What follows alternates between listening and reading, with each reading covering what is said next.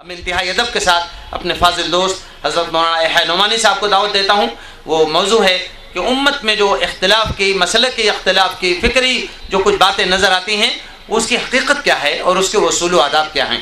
محترم مولانا یحییٰ نعمانی صاحب جو یہاں صدر ہیں، چیئرمین ہیں المعہد العالی للدراسات الاسلامیہ لکھنؤ کے، میں ان سے گزارش کرتا ہوں کہ وہ تشریف لائیں۔ بسم اللہ الرحمن الرحیم، الحمدللہ والصلاة والسلام علی رسول اللہ وعلی آلہ وصحبہ ومن والاہ، اما بعد فاعوذ باللہ من الشیطان الرجیم، بسم اللہ الرحمن الرحیم، ولا تنازعوا فتفشلوا وتذهب ريحكم واصبروا ان اللہ مع الصابرین، وقال رسول اللہ صلی اللہ علیہ وآلہ وسلم مثل المؤمنين في توادهم وتراحمهم وتعاطفهم كمثل الجسد الواحد إذا اشتكى منه عضو تداعى له سائر الجسد بالسهر والحمى أو كما قال صلى الله عليه وسلم۔ محترم علماء کرام، قائدین ملت، دانشوران اور عزیز دوستوں، بھائیوں، بزرگوں اور بہنوں، امت کے اتحاد کی دعوت اور امت میں موجود اختلافات کو اپنے حدود میں رکھنے کی کوشش، غالباً یہ وہ دعوت ہے جس کی سب سے زیادہ اس زمانے میں امت کو ضرورت ہے۔ امت اس وقت، جیسا کہ مجھ سے پہلے بعض مقررین کی گفتگوؤں میں تفصیل سے آیا، سنگین دور سے گزر رہی ہے۔ زبردست چیلنجز ہیں، خطرناک سازشیں ہیں، بلکہ قرآن کے الفاظ میں سازشیں، اگر قرآن نے کفر کی سازشوں کے لیے وہ الفاظ نہ بولے ہوتے اور یہ نہ بتایا ہوتا کہ یہ سنت اللہ فی الذین خلو من قبل ہیں، ہر زمانے میں اللہ کی طرف سے انبیاء علیہ السلام کی دعوت کی مخالفت ایسے ہی بڑی سازشوں سے ہوتی ہے، تو شاید ہمیں تسلی آسانی سے نہ ہوتی اور ہمت مقابلے کی ہماری ٹوٹ جاتی۔ قرآن نے ان سازشوں کے بارے میں کہا ہے کہ یہ تو ہمیشہ ایسی ہی ہوتی ہیں کہ وَإِن كَانَ مَكْرُهُمْ لِتَزُولَ مِنْهُ الْجِبَالِ، سازشیں تو ایسی ہیں کہ پہاڑ ٹل جائیں،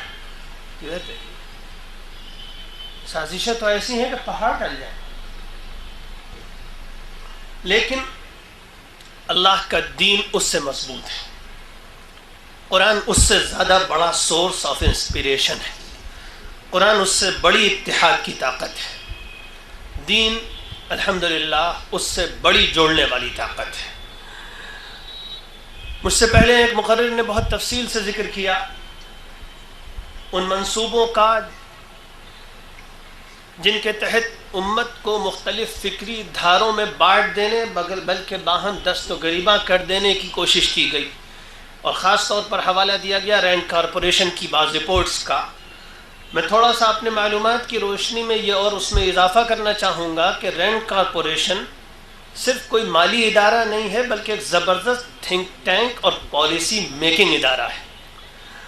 دوسری بات میں یہ کہوں گا کہ یہ رپورٹ جس کا حوالہ دیا گیا خاص طور پر مسلمانوں میں سیکولر مسلمان، ماڈرن مسلمان، ٹریڈیشنل مسلمان اور فنڈامنٹلسٹ دشمن، ان کے درمیان جو تقسیم کا منصوبہ ہے، یہ باقاعدہ وہ پالیسی ہے جو چھاپ کر پوری دنیا میں تقسیم کی گئی ہے، اور اس میں باقاعدہ یہ صراحت ہے کہ مسلمانوں میں فکری انتشار اور آپس کی لڑائیاں اور الجھنیں اور کنفیوژن پیدا کرنے کے لیے اسٹیجز فراہم کیے جائیں مخالفین حق کو اور منافقین کو۔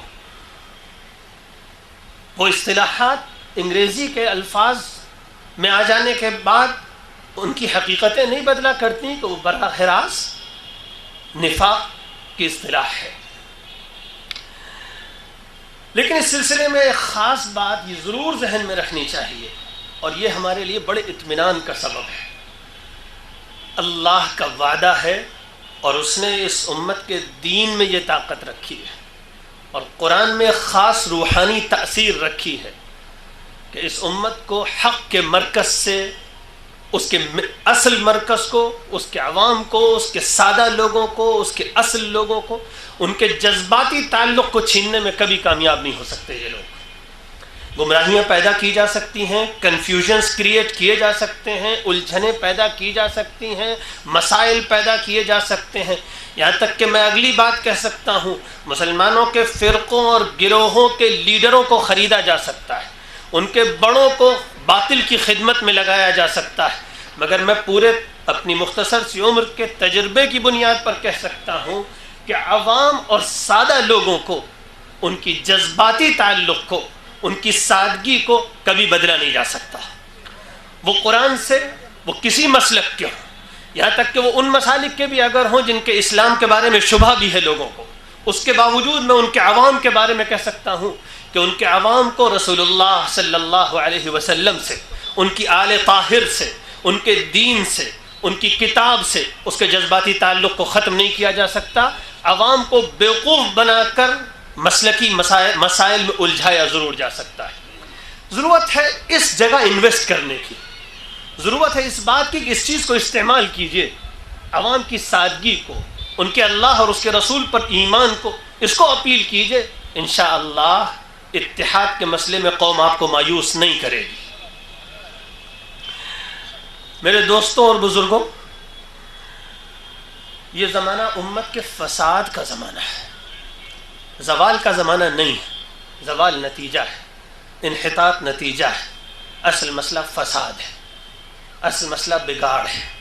رسول اللہ صلی اللہ علیہ وسلم نے فرمایا تھا تمہارے اندر وہ تمام بگاڑ آئیں گے جو پچھلی امتوں میں آئے، یہاں تک کہ تم ان کے footstep by footstep نقش قدم پر چلو گے، اور جو تمام بگاڑ پچھلی امتوں میں آئے، جو ان کے ہاں فساد آیا، جو ان کے ہاں خرابیاں آئیں، جو انہوں نے بے وفائیاں کیں، جو انہوں نے اللہ اور اس کے رسول کو دھوکہ دیا، وہ سب کچھ تم میں لوگ دیں گے۔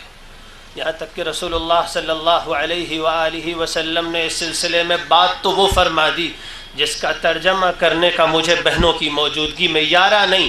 آپ نے فرمایا، عربی سمجھنے والے ہمارے طلباء اور علماء سمجھ جائیں گے، آپ صلی اللہ علیہ وسلم نے فرمایا حَتَّى لَوْ كَانَ فِيهِمْ مَنْ أَتَى أُمَّهُ عَلَانِيَةً وَالْعِيَاذُ بِاللَّهِ لَكَانَ مِنْكُمْ مَنْ فَعَلَهُ۔ تمام برائیاں آئیں گی، اور قرآن مجید نے بتایا کہ کیا برائیاں تھیں۔ آج کے موضوع کے حوالے سے میں ذکر کروں دو چیزیں۔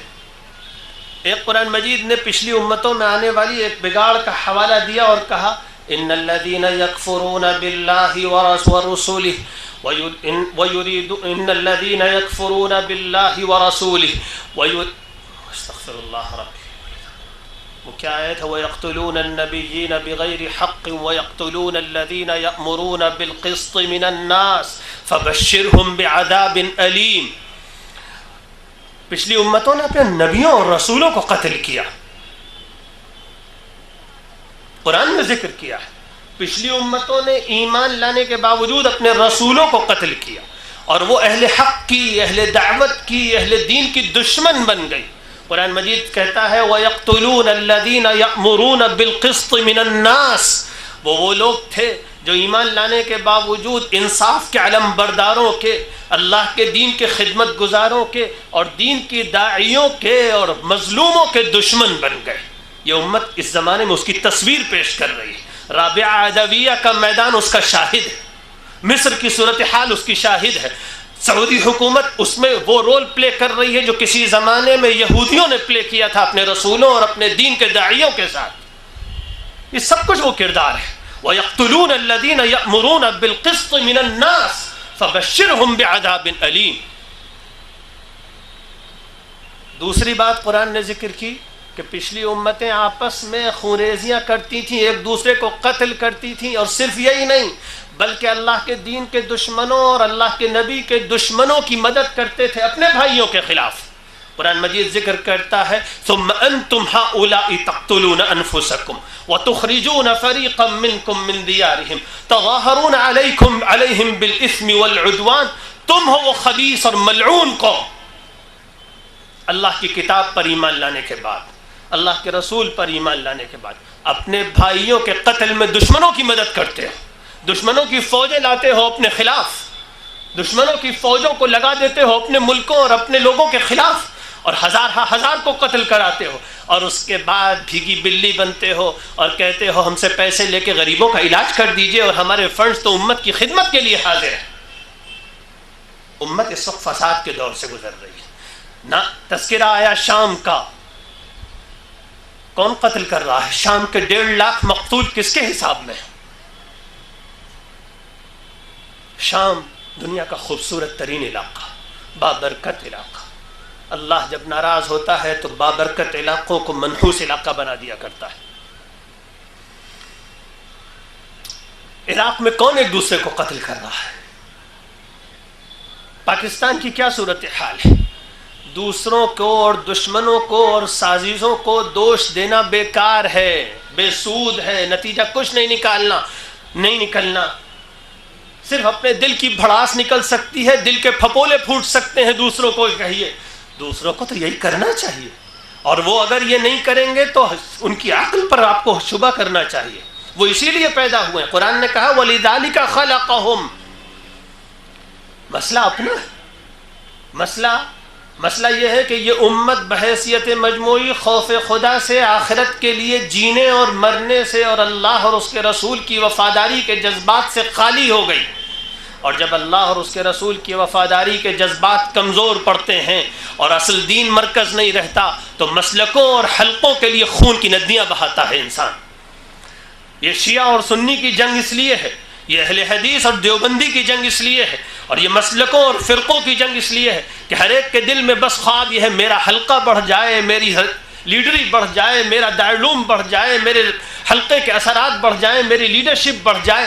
جب تک دل کے یہ فاسد جذبات نہیں نکلیں گے اور اللہ اور اس کے رسول کے لیے وفاداری اور اپنا تن من دھن، اپنا عزت، اپنا وقار، یہاں تک کہ اپنے مسلک کی وفاداری کو اللہ اور اس کے رسول کی درگاہ کی بارگاہ میں جب تک ذبح نہیں کیا جائے گا، اس وقت تک امت میں اتحاد نہیں پیدا ہو سکتا۔ اس کے لیے ضرورت ہے کہ اللہ اور اس کے رسول کی وفاداری بڑھائی جائے، اصل دین کو مقصد بنایا جائے۔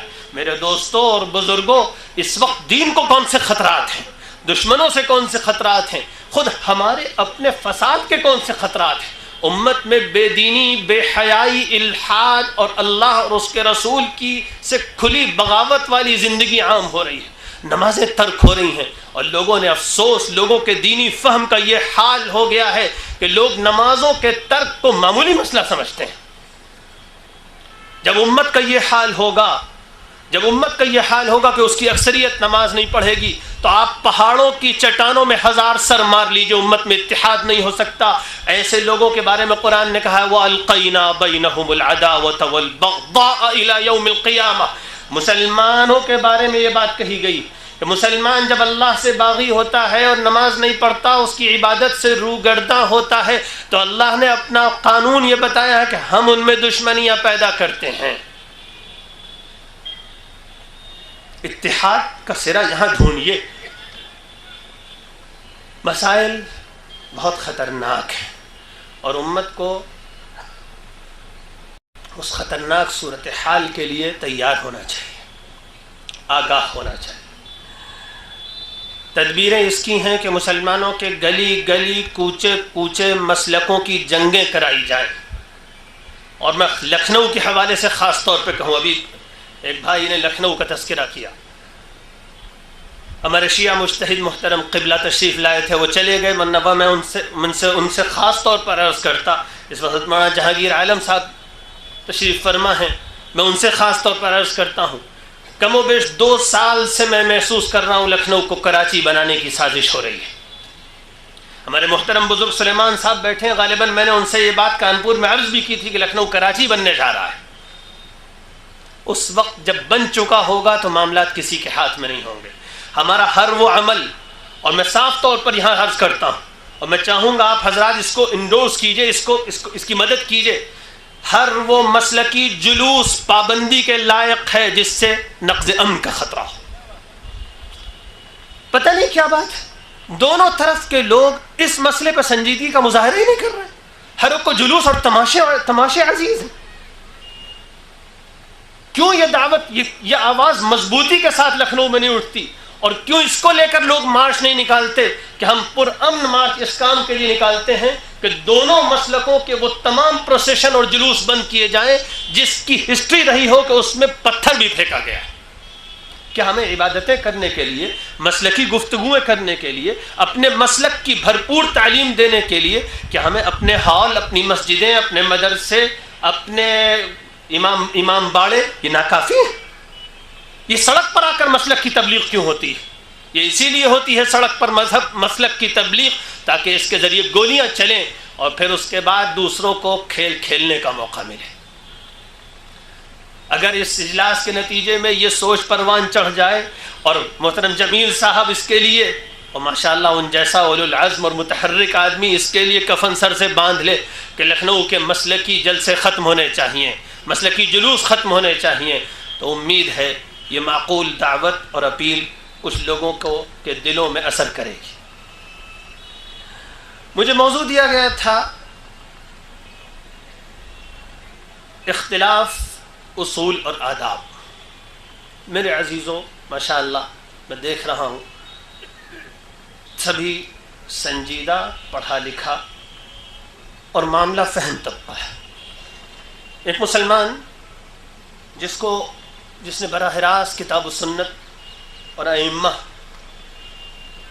کی کتابوں کو نہیں پڑھا، اس کے لیے ہمیشہ ایک بہت بڑے کنفیوژن کی اور حیرانی کی بات ہوتی ہے کہ کیوں مسلمانوں میں اس قدر اختلاف ہے، اور جب اب یہ اختلاف موجود ہے تو مجھے اس اختلاف کے مسئلے میں کیا کرنا چاہیے، اس اختلاف کے ساتھ امت میں اتحاد کیسے پیدا کیا جا سکتا ہے.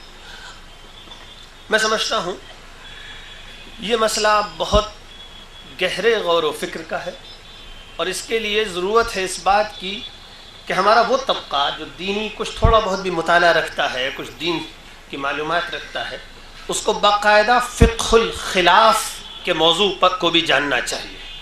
اس کے اندر ایک بہت ڈیپ انڈرسٹینڈنگ، ایک گہری سمجھ ہونی چاہیے کہ ان اختلافات کے مسئلے میں صحیح اپروچ کیا ہے، ہم کو کیسے ان اختلافات کے باوجود ملت میں تفرقہ نہیں پیدا ہونے دینا، اور اس اختلاف کے باوجود آپس میں دشمنی نہیں پیدا ہونے دینی، اور اس اختلاف کے باوجود اس وقت جو اسلام کو سب سے بڑا چیلنج ہے بے دینی کے خطرناک سیلاب سے، اور مسلمانوں کو جو چیلنج ہے خطرناک سازشوں سے، ہمیں ان کے مقابلے میں متحد کیسے رہنا ہے. میں کوشش کروں گا کہ مجھے دیے ہوئے وقت میں تقریباً ابھی 25 منٹ باقی ہیں، میں 25 منٹ میں چند نقاط میں کچھ باتیں عرض کروں، اور یہ بھی درخواست کروں گا خاص طور پر جو پڑھے لکھے ہوئے نوجوان ہیں کہ کوشش کریں کہ ان باتوں کو بہت پوائنٹس کے ساتھ میں ذکر کروں گا، نقطے بار پوائنٹس کے وار وہ اس کو یاد رکھیں.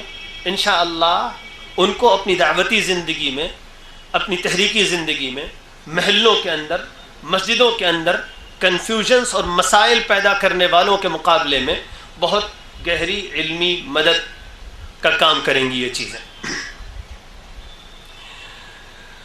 سب سے پہلی چیز ہم کو یہ جاننی چاہیے کہ مسلمانوں میں اختلاف کو، جو اختلافات ہیں خاص طور پر دینی اختلاف، مسلمانوں میں جو دینی اختلاف ہے ان کو آپ 3 دائروں میں بانٹ سکتے ہیں. 3 قسم کے اختلاف ہیں موٹے موٹے طور پر. نمبر 1 فقہی اجتہادی اختلاف، فقہی مسلک کا اختلاف، یعنی نماز پڑھنے کے طریقے میں اہل سنت میں جو اختلاف ہے، رفع یدین ہے، ہاتھ اٹھانے ہیں کہ نہیں اٹھانے، امام کے پیچھے سورہ فاتحہ پڑھنی ہے کہ نہیں پڑھنی، آمین زور سے کہنی ہے کہ ہلکے کہنی. ایک اختلاف اس قسم کا ہے. اس اختلاف کے بارے میں بہت سنجیدگی کے ساتھ بات سمجھ لینے کی ضرورت ہے. اس زمانے میں سب سے زیادہ ملت میں جو کنفیوژن پیدا ہو رہا ہے، اور بہت افسوس کے ساتھ کہنا پڑ رہا ہے کہ اس میں اس اختلاف کا بہت بڑا دخل ہے. بہت ناسمجھ بلکہ قابل افسوس عقل والے ہیں مسلمان وہ دوست جو اس زمانے میں جب ملت کو اتنے بڑے مسائل اور اس کے دین کو اتنے بڑے خطرناک فسادات کا سامنا ہے، اتنا بگاڑ ملت میں پھیل رہا، فقہ فیصلہ ہے، کسی ایک کا اس میں اختلاف نہیں ہے کہ ان فقہی اختلافی مسائل میں جو جس طریقے پر عمل کرے اس کو اس طریقے پر عمل کرنے دینا چاہیے، مسلکوں کی آپس میں ایک دوسرے کو دعوت نہیں دینی چاہیے، اور کسی کو اس کے فقہی مسلک میں انکار اور اعتراض نہیں کرنا چاہیے۔ اس مسئلے میں جن بھائیوں سے سب سے زیادہ یہ غلطی ہوتی ہے اور انہوں نے نوجوانوں کو سب سے زیادہ کنفیوز کیا، گلی گلی کوچے کوچے ہر جگہ یہ بحث ہے، حنفی اہل حدیث غیر مقلد مقلد، جھگڑے ہیں، لڑائیاں ہیں، مناظروں کے دنگل قائم۔ میں ان بھائیوں کی خاص طور پر رعایت کرتے ہوئے یہ بات عرض کرتا ہوں کہ امام ابن تیمیہ رحمۃ اللہ علیہ، جن کی امامت ہم تمام اہل سنت کے ہاں اور خاص طور پر ہمارے اہل حدیث علماء اور صاحب علم حضرات کے یہاں بالکل مسلم ہے، شاید سب سے بڑی جو شخصیت ہے امت کی تاریخ کی وہ وہی ہے، ان کا ایک قول میں نقل کرتا ہوں۔ انہوں نے فتاویٰ میں ایک جگہ لکھا ہے، وَقَدِ اتَّفَقَ الصَّحَابَةُ فِي مَسَائِلَ تَنَازَعُوا فِيهَا عَلَى إِقْرَارِ كُلِّ فَرِيقٍ لِلْفَرِيقِ الْآخَرِ عَلَى الْعَمَلِ بِاجْتِهَادِهِمْ۔ صحابہ کرام کا ان فقہی مسلکی اختلاف کے معاملے میں صحابہ کرام کا 100% اتفاق ہے کہ ہر آدمی اور ہر حلقہ دوسرے حلقے کو اس کے فقہی طریقے پر عمل کرنے دے گا۔ اور اس کے بعد امام ابن تیمیہ کہتے ہیں اور صحابہ کرام کی اتباع کرنے کا ہم کو اللہ کے رسول نے حکم دیا اور ان کی مخالفت کو گمراہی قرار دیا۔ اب سوچ لینا چاہیے ہمارے ان مسلکی داعیوں کو اور مسلکوں کے نام پر امت میں اور فقہی مسائل میں امت میں کنفیوژن پیدا کرنے والوں کو کہ وہ صحابہ کرام کے مخالف طریقے پر ہیں۔ امام ابن تیمیہ ان سے بری ہے۔ دوسرا مسئلہ ایک اور ہے، امام ابن تیمیہ کہتے ہیں، انہی کے الفاظ ہیں، من ترجح عنده تقلید الشافعی لم ينکر على من ترجح عنده تقلید احمد ونحو ذاک۔ جس کے نزدیک امام شافعی کی تقلید بہتر ہے وہ ان کی تقلید کر لے گا، امام احمد اور امام ابو حنیفہ کی تقلید کرنے والوں پر اعتراض نہیں کرے گا، اور جس کے نزدیک دوسرے کی تقلید بہتر ہے وہ ان کی تقلید اور ان کے مسلک پر چلے گا، حنفی مسلک پہ چلے گا، حنبلی مسلک پہ چلے گا، مالکی پہ چلے گا، دوسرے پر اعتراض نہیں کرے گا اور دوسرے کو اپنے مسلک سے روکنے کی کوشش نہیں کرے گا۔ یہی محدثین کا طریقہ ہے ہر زمانے میں۔ امام سفیان ثوری رحمۃ اللہ علیہ اپنے وقت کے سب سے بڑے محدث اور اپنے وقت کے سب سے بڑے مربی تھے، امیر المؤمنین فی الحدیث کہلاتے تھے۔ وہ کہتے ہیں وَمَا اخْتَلَفَ فِيهِ الْفُقَهَاءُ فَلَسْتُ أَنْهَى أَحَدًا مِّنْ أَصْحَابِي أَنْ يَعْمَلَ بِهِ۔ فقہا کا علماء کا فقہی مسلک میں جو اختلاف ہو تو میں کسی کو کسی رائے پر عمل کرنے سے نہیں روکتا، اور اپنے شاگردوں سے بھی کہتے تھے اذا رأيت الرجل يعمل العمل الذي اختلف فيه فلا تنهى۔ جب کسی کو دیکھو کہ وہ اختلافی فقہی مسلک میں کسی رائے پر عمل کر رہا ہے تو مت روکنا۔ نہ حنفی جا کر کسی اہل حدیث سے یہ کہے کہ تم گمراہ ہو، اور نہ کوئی اہل حدیث کسی حنفی کو یہ فتوے بانٹے کہ تمہاری نماز نہیں ہوتی اس لیے کہ تم امام کے پیچھے قرات فاتحہ نہیں کرتے ہو۔ سب امت کو توڑنے کی اور جہالت کی باتیں ہیں۔ یہ اختلاف علماء امت کے نزدیک تو بڑی محبوب چیز تھی، وہ اس فقہی اختلاف سے محبت کرتے تھے۔ کسی ہم جیسے پرجوش مسلکی داعی نے کتاب لکھی اور اس کا نام رکھا کتاب اختلاف الائمہ، ائمہ کے اختلاف کی کتاب، اور لے کر پہنچ گیا امام احمد ابن حنبل کے پاس۔ امام احمد تھے، انہوں نے کہا کتاب کا نام کیا رکھا ہے؟ کہنے لگے اماموں کے اختلاف کی کتاب کا نام بدل دو، اس کا نام رکھو گنجائش، وسعت اور رحمت کی کتاب، اس کا نام رکھو کتاب السعہ۔ اس بات کو امام ابن تیمیہ نے نقل کیا ہے۔ یہ ہے ہمارے بزرگوں کو، اہل سنت کے تمام علماء کا طریقہ۔ تو یہ تو ایک بات تھی، ایک دائرہ تو ہے فقہی مسلکی اختلاف کا، ایک بات گرہ میں باندھ لیجئے، اس میں ہر مسلک برحق ہے۔ امام غزالی نے المستصفیٰ میں لکھا ہے کہ یہی بات صحیح ہے کہ ہر فقیہ کی رائے صحیح ہے،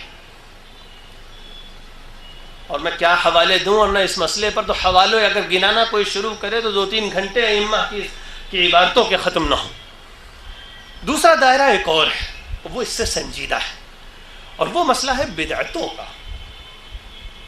امت میں بدعات بھی در آئی ہیں، ہندوانہ رسمیں در آئی ہیں، غیر مسلموں کے طریقے در آئے ہیں، دین میں نئی نئی باتیں ایجاد کر لی گئی ہیں۔ تو اب کیا مسئلہ ہے؟ کیا ان اختلافات کی وجہ سے امت کو فرقوں میں اور بٹنے دیا جائے گا، یا ان اختلافات کو حل کرنے اور ان میں کتاب و سنت کی دعوت دینے کے ساتھ ساتھ امت ید واحدہ پھر بھی بنی رہے گی؟ یہ ہے اصل تعلیم، کہ بدعات کے باوجود جس کے اندر میرے بھائیوں اور عزیزوں اس نقطے کو باندھ لو، کسی کے اندر بدعتیں دیکھو اس کو نصیحت بھی کر سکتے ہو، اس کو سمجھا بھی سکتے ہو، حق بیان بھی کر سکتے ہو، مگر تمہارے دل میں اس کے لیے محبت ہونی چاہیے ایمانی رشتے کی، تمہارے دل میں اس کے لیے یہ تعاون کا جذبہ ہونا چاہیے، اور اس طرح جس کو سمجھاؤ، جس سے بات کرو، پھر بھی یہ سوچو اللہ کے رسول پر ایمان رکھنے والا ہے، اور ملت اس جگہ جا کر رک جاؤ اپنی فہمائش میں، اپنی تبلیغ اور دعوت میں اس جگہ جا کر رک جاؤ جہاں لگے تمہیں کہ اب فرقے بن جائیں گے اور علیحدگی اور دوریاں پیدا ہو جائیں گی۔ اسی وقت تک اے عزیزوں بات سمجھو، اسی وقت تک کسی بدعت پر انکار کیا جائے گا، اسی وقت تک کسی بدعت کی مخالفت کی جائے گی جب تک امت میں پارٹی بندی نہ ہو اور مسلکوں میں لوگ نہ بٹیں، اور جب لگے کہ حساسیتیں بہت بڑھی ہوئی ہیں اور ماحول میں چارج بہت ہے تو اس وقت ذرا صبر کر لو، وقت آنے کا انتظار کرو، محبت کی ٹھنڈک سے ماحول کے اس چارج کو پہلے کم کرو، پھر اس کے بعد کتاب و سنت کے حوالے سے بات کرو، انشاءاللہ اللہ اور اس کے رسول کی بات بے اثر نہیں جائے گی۔ ایک مثال سنو، اہل سنت کے نزدیک معتزلہ یقیناً ایک گمراہ اور بدعتی فرقہ کے لوگ ہیں۔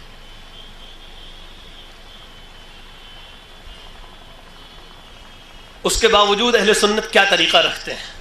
ایک بڑے عالم گزرے ہیں امام زمخشری، بہت کٹر معتزلی تھے، بہت اپنی اس بدعت میں بہت غلو تھا ان کو، اعتزال کی بدعت کے سب سے بڑے اماموں میں سے تھے، لیکن معلوم ہے اہل سنت ان کو کیا کہتے ہیں؟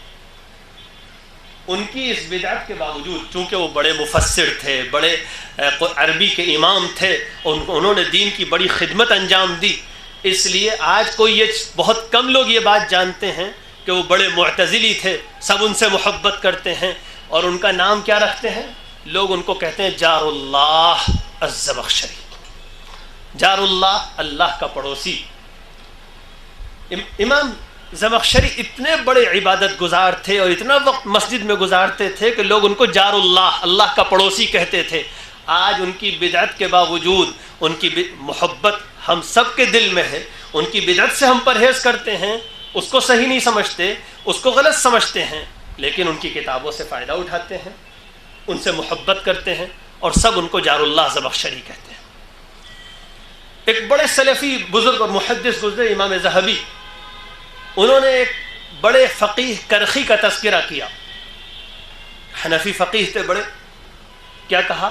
الشیخ الامام الزاہد القدوہ، شیخ تھے، امام تھے، بڑے بزرگ تھے، نمونے کے آدمی تھے، اور پوری پھر 2-3 صفحے میں ان کے فضائل اور تعریفیں لکھیں، اور آخری جملہ ان کے تذکرے کا سیر اعلام النبلاء میں اہل سنت کے بڑے عالم لکھتے ہیں کان رأسا فی الاعتزال اللہ یسامح، سب سے بڑے معتزلی تھے اپنے زمانے کے، اللہ معاف کرے۔ وہ اپنے زمانے کا اعتزال کی بدعت کا سب سے بڑا آدمی تھا، لیکن اس کے ساتھ اس نے فقہ کی خدمت کی تھی، دین کی خدمت کی تھی، ہم اس سے محبت رکھتے ہیں، اس کی بدعت سے پرہیز کرتے ہیں۔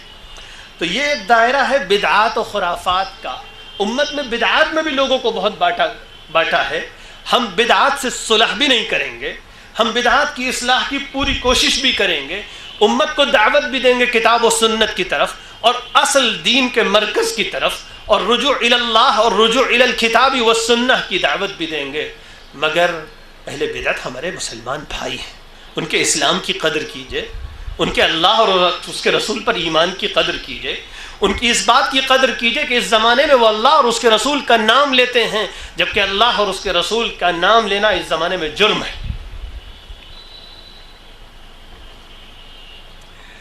تیسرا ایک دائرہ اور ہے، اور وہ اور خطرناک ہے۔ امت میں بعض لوگوں کے اندر ایسی گمراہیاں آ گئیں جن کے ڈانڈے کفر سے مل جاتے ہیں۔ دین کی ایسی باتوں کا بعض فرقے انکار کرتے ہیں جو کتاب و سنت میں متواتر طور پر ثابت ہیں اور جن کو امت نے ہمیشہ کفر سمجھا۔ ایسے کفر کے بہت سے حلقے مرتکب ہیں۔ کیا کیا جائے؟ کیا کفر کو اسلام کہہ دیا جائے؟ کیا مسلم عوام کو غلط فہمیوں میں رہنے دیا جائے؟ کیا کفر کی دعوت کو پھیلنے دیا جائے؟ نہیں۔ پھر کیا کفر کی اس سازش کو کامیاب ہونے دیا جائے کہ وہ ہمارے ملکوں کو آپس میں لڑائے اور اپنی روٹیاں سیکے؟ اور کیا مسلمانوں کے شہروں میں قتل و خونریزی کا بازار ہونے گرم دیا جائے؟ پھر کیا کیا جائے؟ الحمدللہ اللہ کے دین کا گہرا علم رکھنے والے ہر جگہ اعتدال کی بات کہتے ہیں، لیکن مسئلہ یہ ہے ہم لوگ گہرا علم رکھنے والوں سے دین نہیں سیکھنا چاہتے، ہم لوگ تو ویب سائٹوں سے دین سیکھنا چاہتے ہیں۔ مسئلہ یہ ہے، وہی مسئلہ ہے، ہمیں برگر اور پیزا چاہیے، دین میں بھی ہمیں برگر اور پیزا چاہیے ریڈی میڈ۔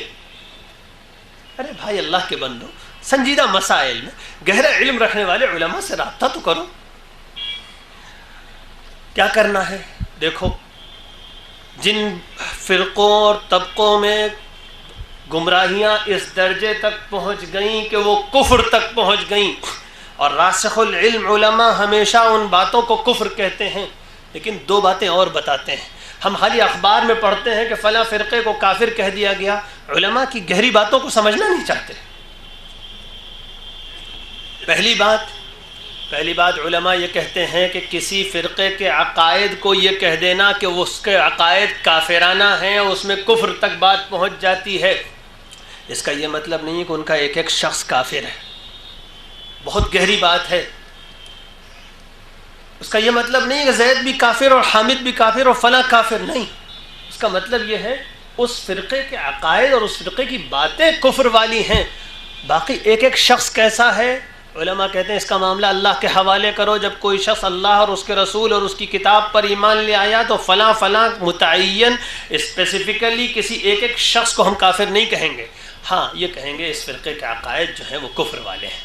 حق بات بھی کہی جائے گی اور احتیاط بھی رکھی جائے گی۔ یہ اصول امام ابن تیمیہ، امام ابن قیم، امام ذہبی اور دیگر علماء نے صاف طور پہ بیان کیا ہے۔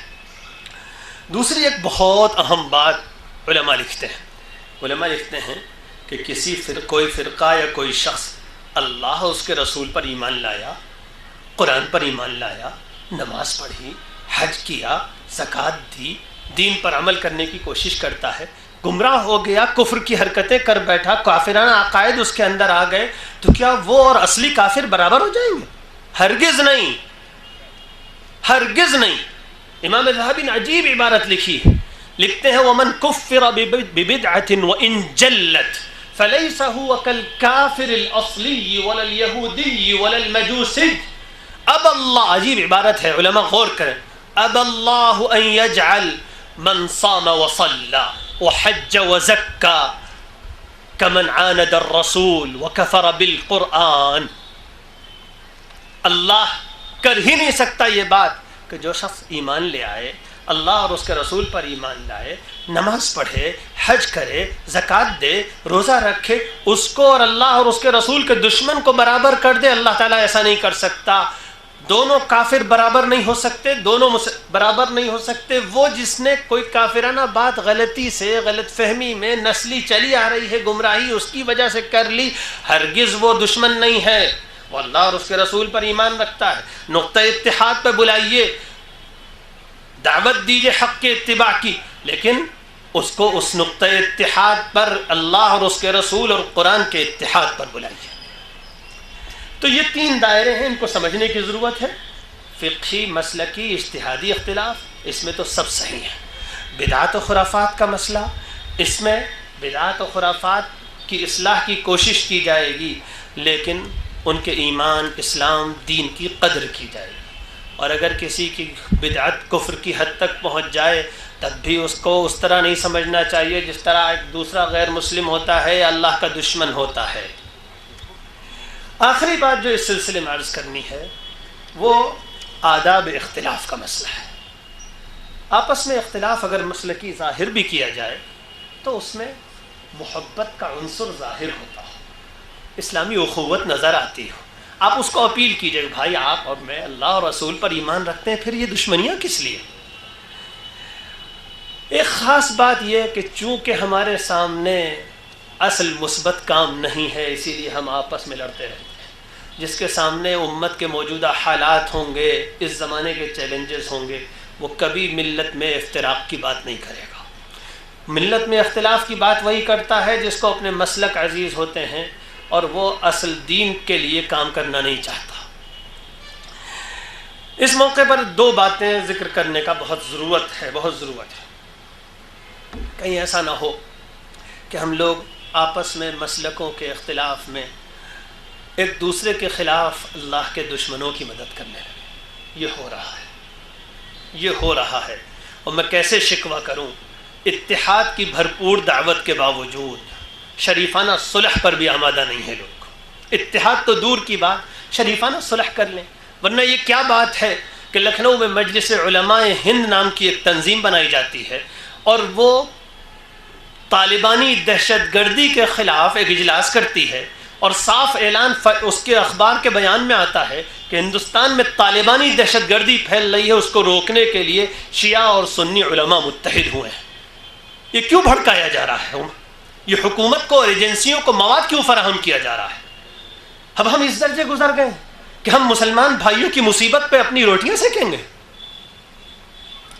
اس کے بعد اعلان ہوتا ہے، ایک پریس کانفرنس کرتے ہیں لکھنؤ کے دو علماء اور کہتے ہیں بینر لگا ہے پیچھے وہابی آتنکواد کے خلاف پریس کانفرنس ہو رہی ہے. میرے عزیزوں، میرے بھائیوں، میرے بزرگوں، اللہ اور اس کے رسول اور اس کی آل کا واسطہ، اللہ کے دین کے دشمنوں کی مدد مت کرو. امت کو جڑنے دو. اگر اتحاد بین المسلمین نہیں ہو سکتا تو شریفانہ صلح تو ہو سکتی ہے. وآخر دعوانا ان الحمد للہ رب العالمین. میں دین لوں گا، میں دین لوں گا، نہ لوں گا میں دین